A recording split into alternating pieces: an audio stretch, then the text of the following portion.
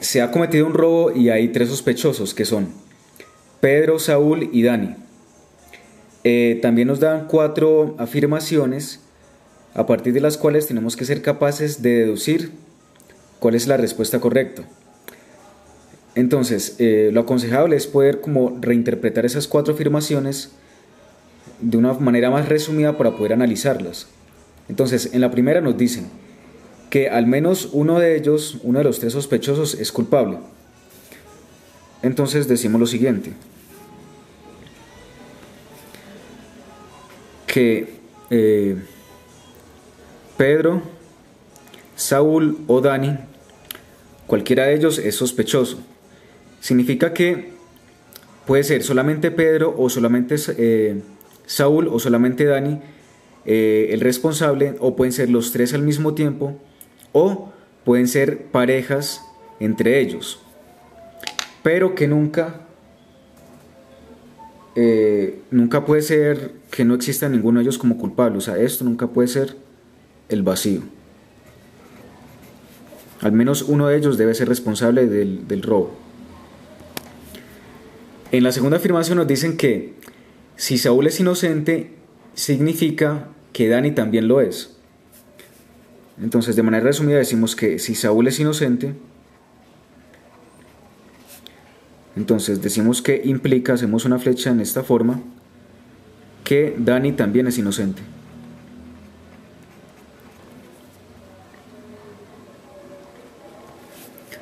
En el tercer comentario nos dicen que Pedro nunca haría un robo solo. Entonces Pedro nunca va a estar solo.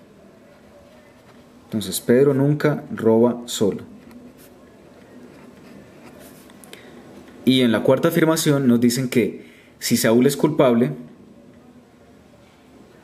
entonces si Saúl es culpable, esto implica que Pedro también lo es. Entonces decimos que Pedro también es culpable.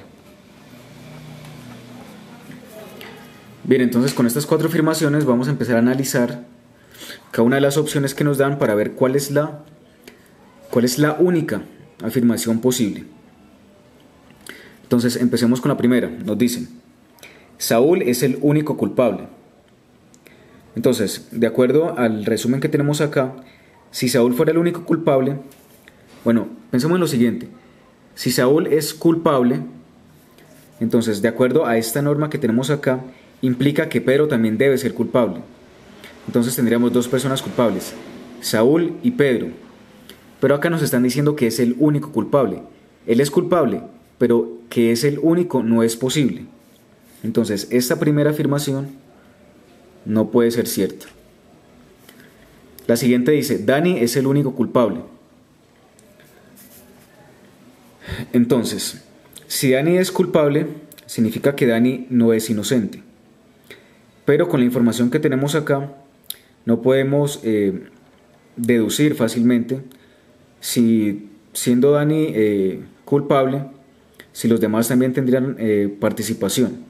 De tal manera que pudiéramos afirmar que Dani es el único culpable. Observemos algo. Cada una de las personas involucradas solo tiene dos opciones. Vamos a coger a Dani, por ejemplo. Él es o culpable o inocente. Estamos afirmando que Dani, en esta segunda opción nos dicen que Dani es culpable.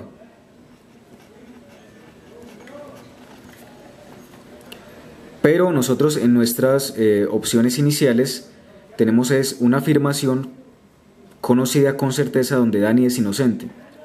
Y necesitamos analizar es la opción donde Dani es el opuesto a esta afirmación, a que él es inocente. Entonces, en la lógica matemática existe una norma, una regla de inferencia, se conoce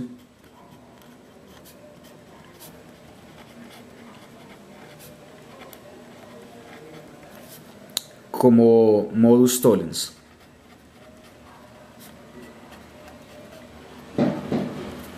Bien, ¿en qué consiste esta regla? Nos dice, por ejemplo, cuando vamos a partir de dos afirmaciones. Si sabemos que A implica B, y si sabemos que no B, la negación de B, entonces lo que se puede concluir de esto es que no A. Entonces, ¿cómo se interpreta esto? Esta siempre va a ser nuestra conclusión. Entonces, con un ejemplo podría ser, supongamos que A representa el nacimiento de alguien. Entonces, si alguien nace, implica, y B va a representar es la muerte de ese alguien. Entonces, si alguien nace, implica que ese alguien va a morir. Eso es siempre verdadero. Ahora, si estamos negando esta segunda afirmación, si decimos que esa persona no va a morir, entonces la conclusión es que no nació. Esta regla de inferencia siempre se cumple. La demostración es un poco más larga y compleja, pero con este ejemplo es fácil como de interpretarla. Entonces, recuerden, si alguien nace implica que va a morir. Si la persona no muere, significa o se concluye que no nació. Entonces, utilizándola para este caso donde sabemos que S es inocente, D inocente, entonces si sabemos que D sería como la negación de esta afirmación, ¿cierto? D no es inocente.